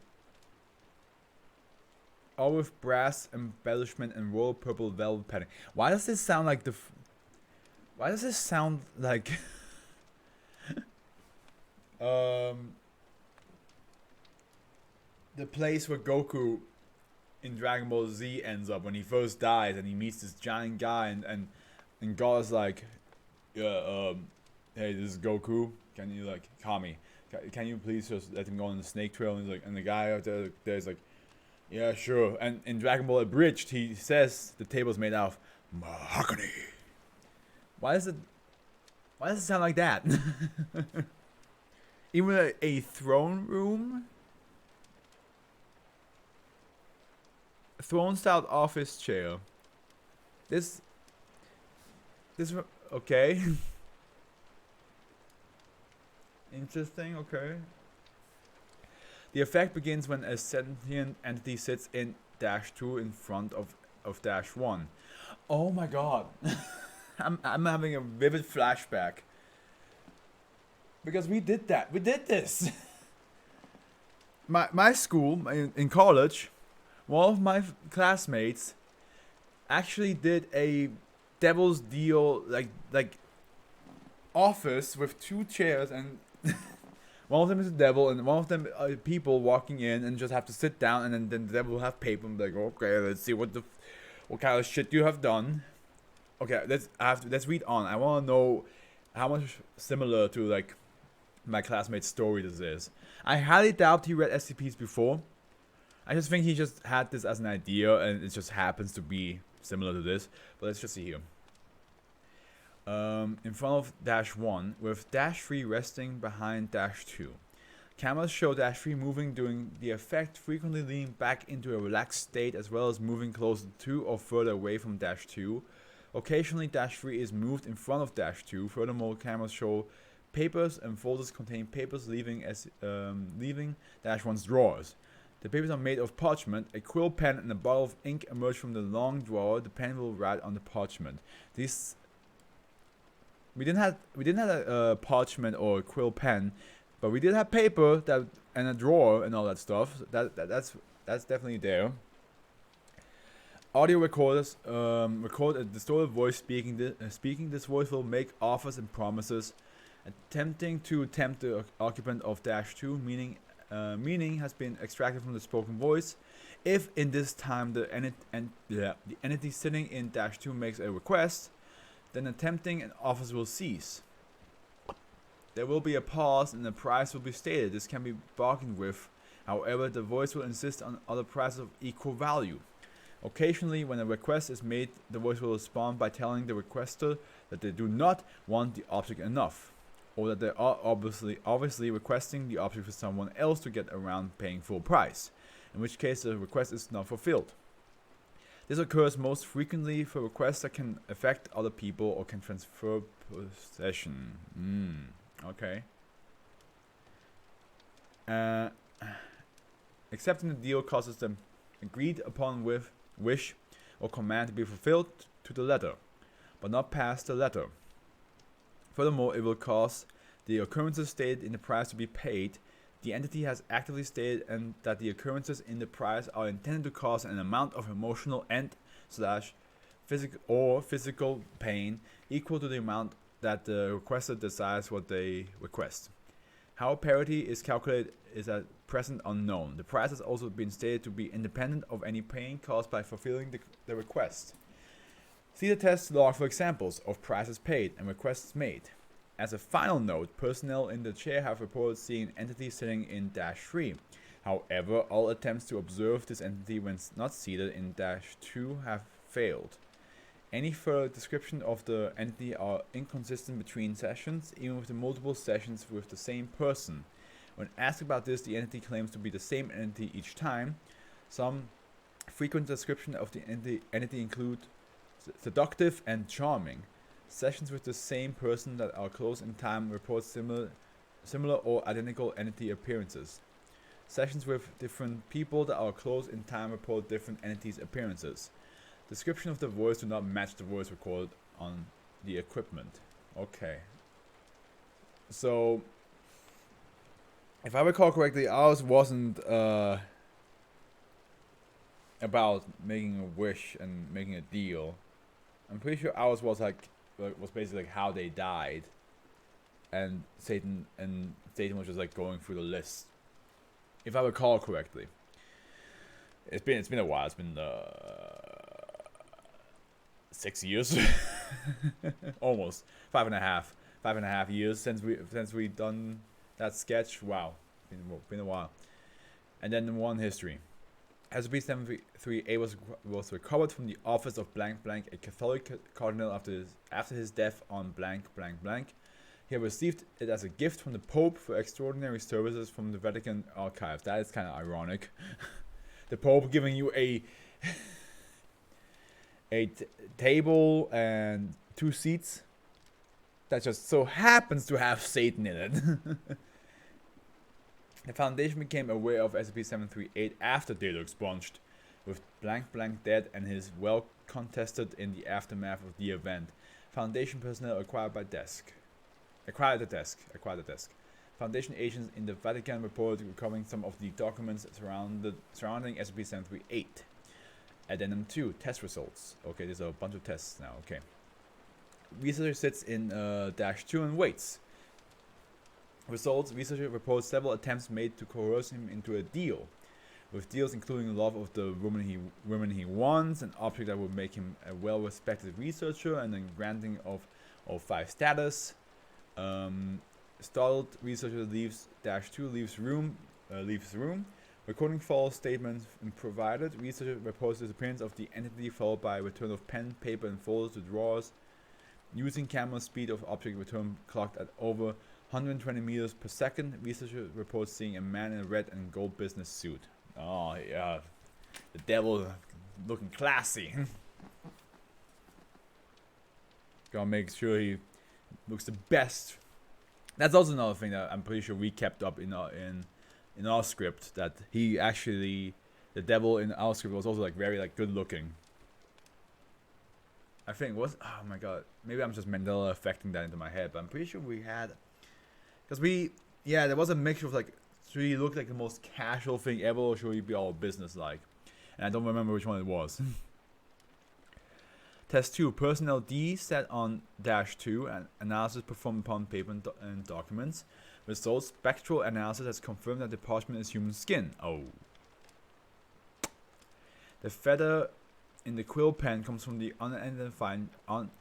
unidentified bird. Subject offered freedom. He's told that the price is the death of his best friend. D blank laughed and agreed, then vanished. D blank was recaptured 5 hours later. Documents written in English. D blank involved in test report seeing a beautiful and seductive woman. Okay. So the devil changes their looks every time. Oh, that's kind of a scam. I promise you freedom, and then 5 hours later you get caught again. That's not really freedom now, is it? Test 3. Personnel D blank, a non-native English speaker, sits in -2. Results, paper written in D blank's native language, as in spoken communication. D blank offered the power to never be held in a cell again. Price is stated to be memories of D blank's mother. Oh. D blank accepts offer after acceptance. Data expunged, resulting in the death of 12 guards and D blank. Okay, so he did have the power to not be put in a cage, but he still was human. He died. Okay, test 4 is the longest one, next to test 7, I see. Personnel D blank, dyslexic and seriously intellectually disabled, sits in -2. Results, the language on the parchment appeared to be crude pictograms representing the deal, though some words in English were represented in the parchment.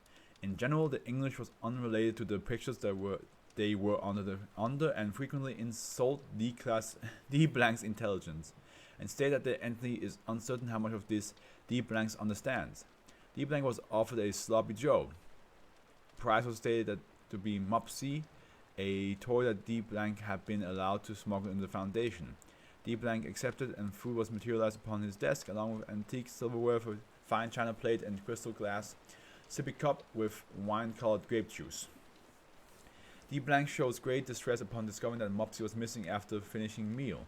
D blank reports seeing a large pink rabbit. After the deal was complete and D blank left chair, recorders picked up a sigh. Voice print of sigh does not match D blank's voice. Wow, okay. Seeing a giant pink rabbit is like, hey, all you gotta do is give me Mopsy, and you get a sandwich. Test 4 follow-up. D blank issued toy exactly identical to Mopsy. As soon as D blank named the toy Mopsy, it vanished. D blank showed great emotional distress. So okay, he can't have a similar toy or the same toy. And name it the same name. I wonder if that works if he names it something else, like instead of Mopsy, names it Mapsy with an A instead of an O, and does that count? Test 5, destruction testing. Result, data expunged, explosive, fire, gunshots, mechanical wood chipper fail. Direct attack upon desk with axe leaves a single gash with depth of 3 mm and results in data expunged, as well as death of attacking personnel. Gash remains in desk. Video logs show gas healing at a rate of 1, whatever that means, per day. Test 6. Researcher sits in -2, asks, "What are you?" Result: entity taking the appearance of a large snake states, "I'm sorry. I'm sorry. It's against policy to divulge personal details. But may I interest you in data expunged?" Researcher stood from chair, shaking and ending the session. Researcher was then placed in mental institution 5, awaiting review due to information revealed by Afro. Oh. Oh no. Did he say shit he shouldn't have said? These were secrets, foundation secrets. Test 7. Sheldon Katz, Esquire, senior counsel with the Foundation Legal Department. Result: at commencement of test, Mr. Katz presented the entity with a notarized apostilled affidavit stating that he was participating in the test on his own behalf and not as agent for the Foundation. Approximately 41 hours after the commencement of the test, Mr. Katz lapsed into unconsciousness due to exhaustion. Mr. Katz described the appearance of the entity as identical to his first-year contract professor from law school, but he declined to describe the nature of the offer that he had been made.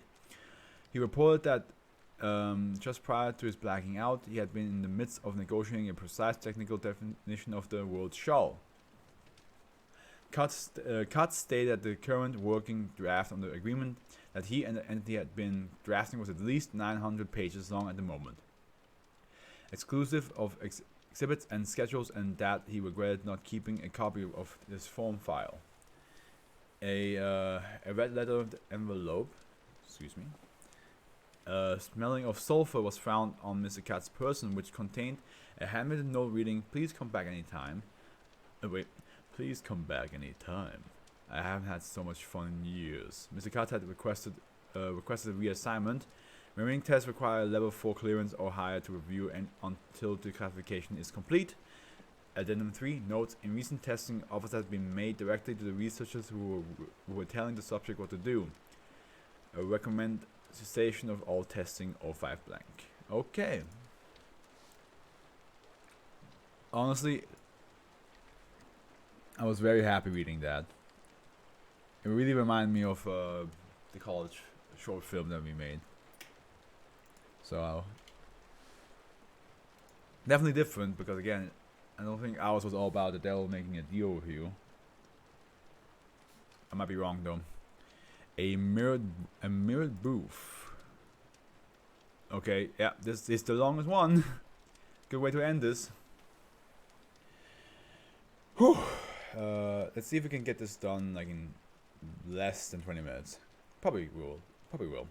Euclid. SCP-739 is to be kept in a well-lit room with its door wedged open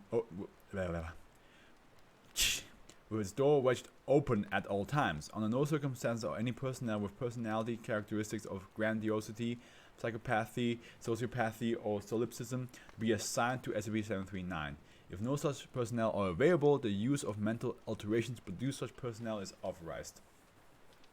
When testing is not being conducted, 2D class personnel must be present in the room and rotated every 3 hours. One is to be positioned within SCP-739 while the second stands immediately in front of the first, and is to ensure that the first D class does not close the door. So the door needs to be open. Okay. No testing with SCP-739 is to occur without prior approval from the project director. Any subjects that show signs of hostility after emerging from SCP-739 are to be terminated immediately. Description: SCP-739 is a booth constructed of a lacquered oak measuring 90 centimeters square at its base, 210 centimeters in height, and 87 centimeters by 90 centimeters at its apex. The object is the shape of a symmetrical trapezoidal prism. The two inward-leaning walls inside of the object each have a mirror affixed to them, which face one another and emit a set of climbing reflection, giving the illusion of meeting overhead. The back wall and door on the booth are both featureless and unremarkable. Any visual recordings of the interior of SCP-739 will not record the reflection of the mirror it's within. All such recordings show the mirrors as a uniform black coloration, indicating a complete absence of recorded light. Faint whispers can be heard emanating from an indeterminate point within the object. However, individual phrases of voices cannot be distinguished. If an object or item, crossed out, is present within SCP-739, when the door is closed, said door will be impossible to open for a varying period of time during which the booth shakes violently. After the shaking has ceased, the door can be reopened and any object placed, again, crossed out, subject within will have undergone a one-dimensional lateral inversion. All asymmetrical aspects of the subject become reversed, including internal organs and asymmetrical molecules. This change occurs on a molecular level, with L amino acid becoming D amino acids. So, does that mean you become symmetrical, like full on?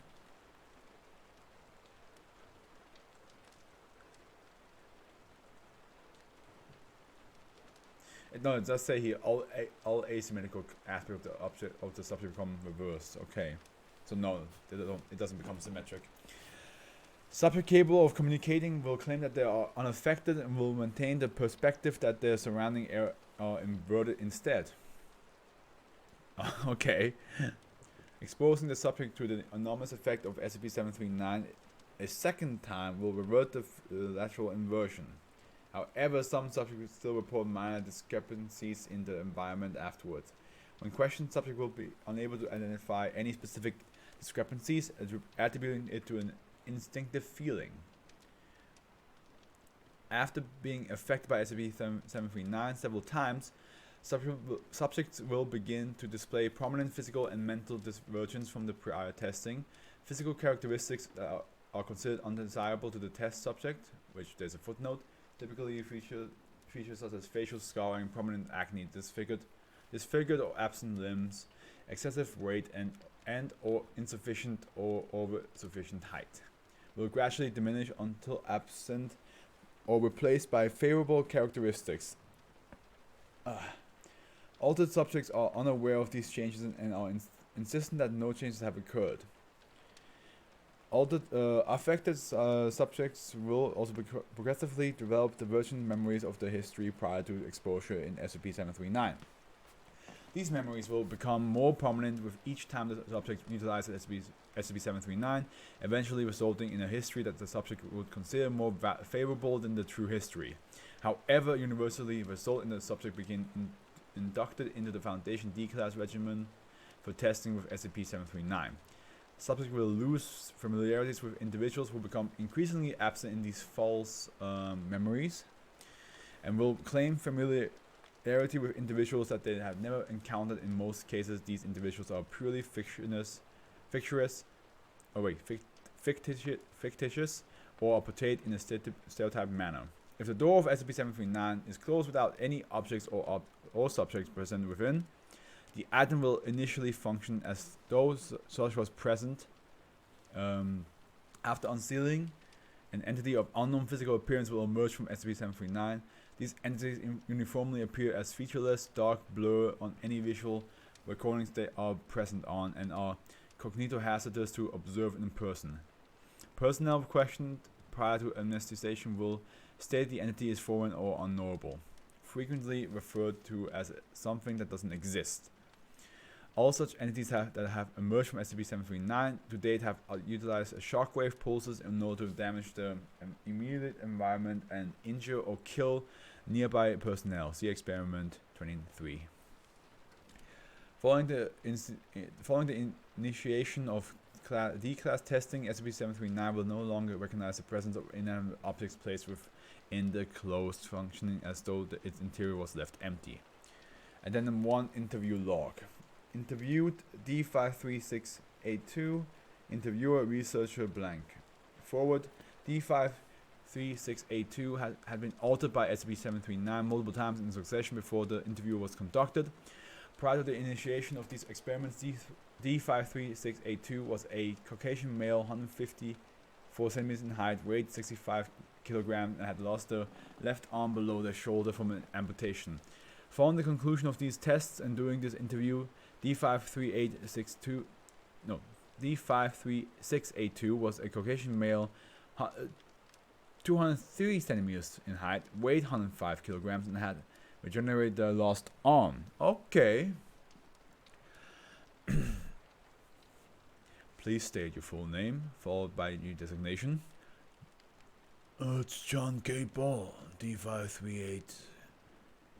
I keep fucking that up. I'm getting tired. D53682. Are you sure that is your name? What do you mean? Am I sure? It's my name. I've had it since birth. Our records say that you, D53682, are named Jesse Clarence Ball. Before testing began, you told us that was your name. No, my name is John K. Ball. It's always been John K. Ball. Like I said before. Someone must be messing with your systems. You should get Cam to see if he can fix it. Cam? Yeah, Cameroon. You know, the big tech expert here, practically fueled by nacho chips. When did you meet Cameroon? Man, it's been so long ago. I think we met in the cafeteria at Site 83. No, wait. We had in school, didn't we? Oh well, doesn't matter. Can you tell me why you were incarcerated? Fraud and money laundering, let me guess. Am I wrong again? Yes. You were guilty of 2 accounts of second-degree murder. Yeah, I'm fairly sure I remember killing someone, and I appreciate if you didn't suggest I had. Very well. You recall what happened inside SCP-739 when the door was closed? The booth thing? Yeah, right. I sort of remember something foggy before the door opened up again. Continue. I was alone when I went in, right? I remember hearing voices when I stepped in, I think. I don't think those things belong. What things? I'm not really sure, it's just, well, I suppose you could always go see for yourself. I think they'd be happy to see you. End log. Closing statement. Attempts to communicate with D53682 and gather more information about SCP-739 and changes the subject underwent are currently ongoing, but due to the subject's unwillingness to cooperate, the information gathered thus far has proven to be inconclusive. Any personnel cycled through SCP-739 are to be interviewed immediately unless they pose a direct threat to the Foundation personnel, at which time the traditional means of termination are authorized to the use at the discretion of the project director. Addendum 2, Incident Log, Experiment 23. Here we go.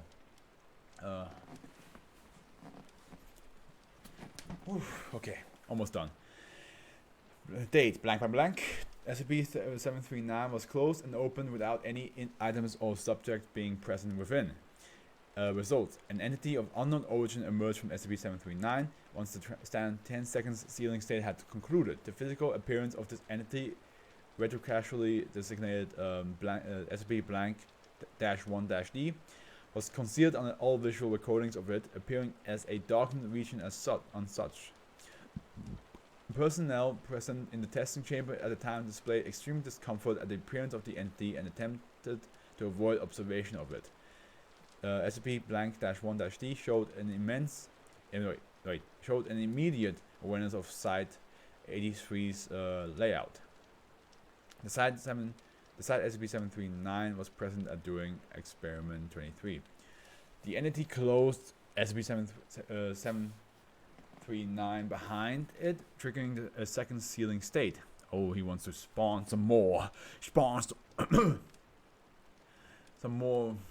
Okay. SCP-1-D proceeded to reach containment by use of directed shockwave pulses in excess of 210 describers to destroy impending barriers and kill any personnel it encountered. Oh god, why am I feeling like I'm about to faint?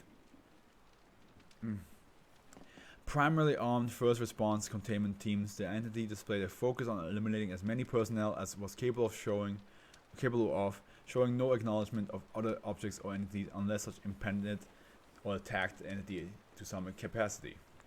Containment efforts were severely impeded due to the visually hazardous appearance of SCP-1-D. After 10 minutes, SCP-1-D collapsed. An automated autopsy of the entity revealed that it was not suited to Terran environments and succumbed to an approximately analog of oxygen intoxication. It has suffered from non-lethal injuries during its containment breach, apparently being capable of rapid regeneration while active. During the containment breach of SCP-1-D, a second similar entity designated SCP-2 emerged from SCP-739 and immediately proceeded to escape from the perimeter of Site-83. It is unknown if SCP-2 is more adapted to Terran environments than SCP-1-D, as the entity has not been observed since its initial breach. Addendum 3. Analysis of the auditory pulses utilized by SCP-1-D to attack person have discovered to be heavily distorted human speech. Below is a transcript of several phrases stated by SCP-1-D. You let me in. There's so much to do. We will enforce what your message taught us. We're ready to complete our work. Why do you ignore me? Will you look if we all scream together? We will earn your acknowledgement. And that was the last SCP. Now, let me just get the...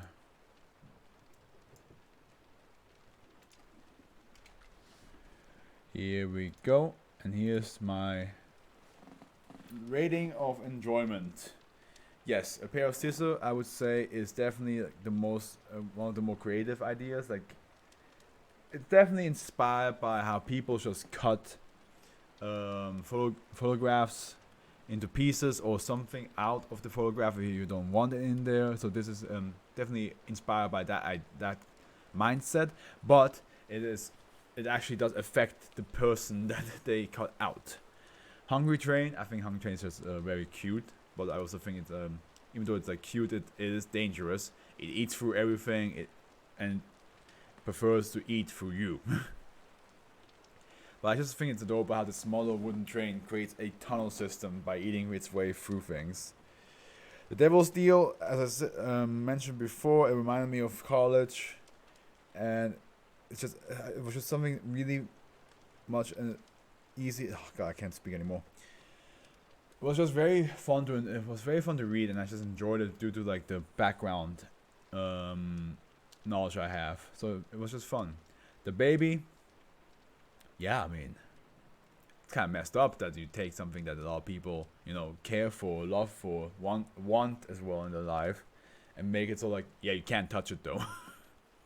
It's like, oh, that is not cool, dude. And if you do, gone. Rat hole cover, gotta say, I really enjoyed that one. Like, the idea of just stepping on a manhole and just vanish like that, and becoming a rat. Kind of funny, and but also like creative. Like, I'm pretty sure it must be inspired by like all these comedy sketches of people falling through manholes. Insult box, gotta say, he did his job. He insulted one of the doctors pretty well, easily and pretty well though. The Fan-Fic plague, I like the style that the entry was done.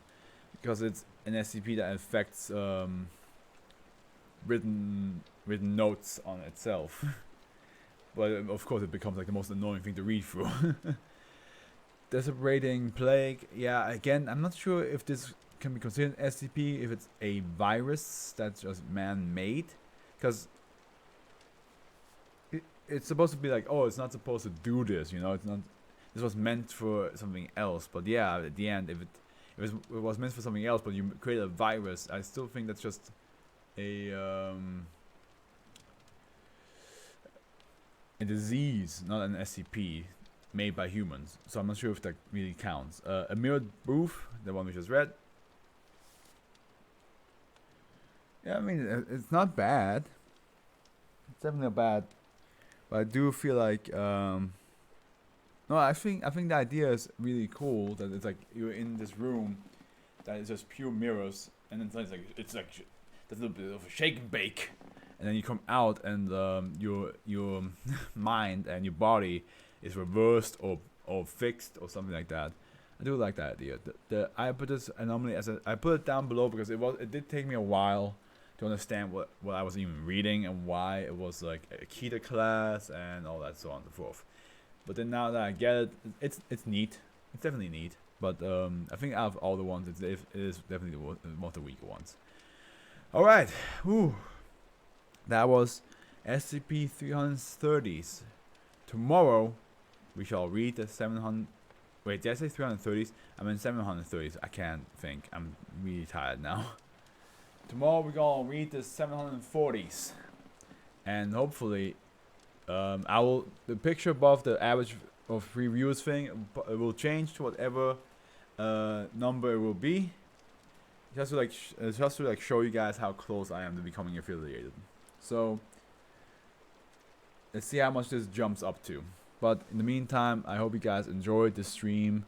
Thank you so much, Lexi and Arouse Bear, for joining the stream. Even though you are supporting Peachy with her subathon, but I still appreciate that you guys came and lurked around here and got the views up. And same with Keatman. I really appreciate that you start to look around here as well. And of course, thank you to Gangwa for following me. But for now, I hope you all have a good morning, afternoon, evening, and